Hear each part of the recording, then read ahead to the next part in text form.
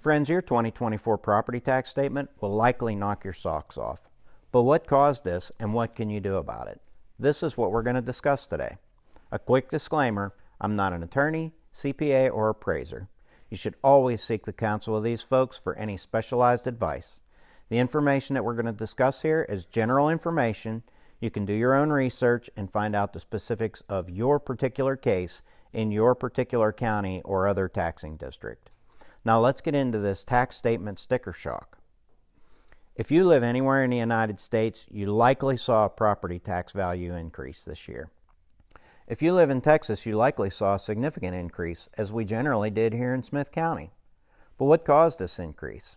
There are several factors that caused it, but a few are the strong economy that we saw, combined with record low mortgage interest rates that created a surge of buyers. Many of those buyers resorted to paying prices over asking price in order to win the bidding wars that were going on with several properties. But during the pandemic, we saw several other things take place, like working from home, teaching kids from home. These new conditions made some folks realize that their current home was no longer working for them and caused them to move or buy another place that better accommodated their new needs. Many people who had considered relocating took this opportunity to relocate to East Texas and enjoy all that we have to offer here. Also, record inflation and the devaluation of the dollar made durable goods more valuable compared to the dollar. These are just a few of the reasons that you're seeing for real property value increases on your tax statement. But what can you do about it? One possible solution lies in the right to protest your taxable value with your local appraisal district if you feel that the assigned value is greater than the property would really bring on the open market. You could submit a written application to appeal your taxable value and present your case. There are different deadlines for each county, so be sure to check yours on your local appraisal district website.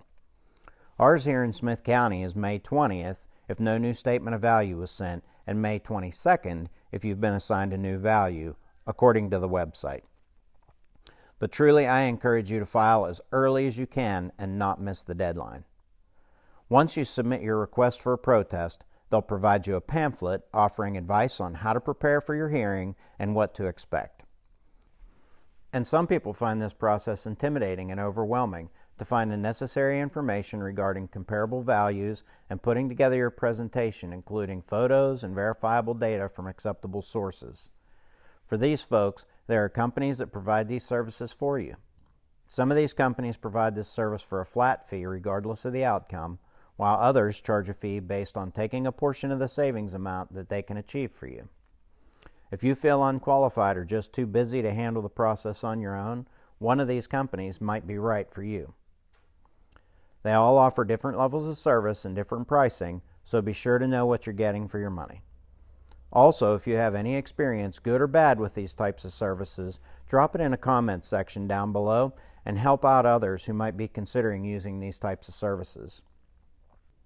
Now, not everyone will get their values reduced since the market as a whole has changed so drastically, but your case may have a special condition that may not be obvious to the appraiser.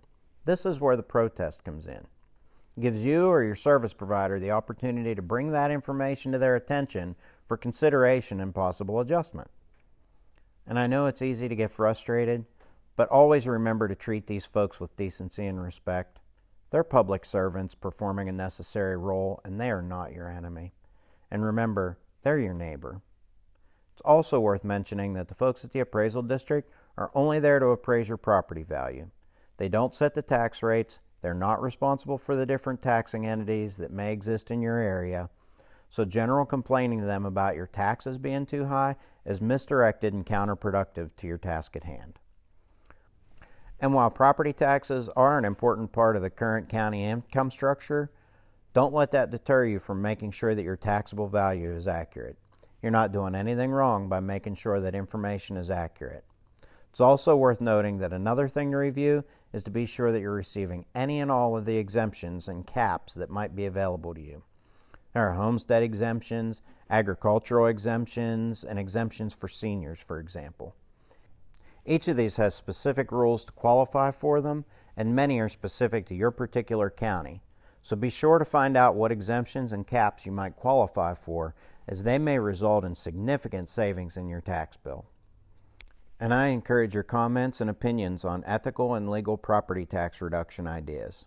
This is people helping people, neighbors helping neighbors. We can all help each other by sharing our experiences and accomplishments that others can apply. My goal here is to be your resource for all things real estate and help us all live better.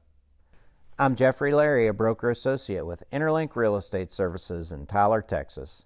We're a small brokerage that offers personalized service and creates happy clients and friends.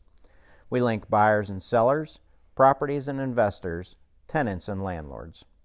Interlink Real Estate Services has been serving East Texas for over 25 years and still going strong.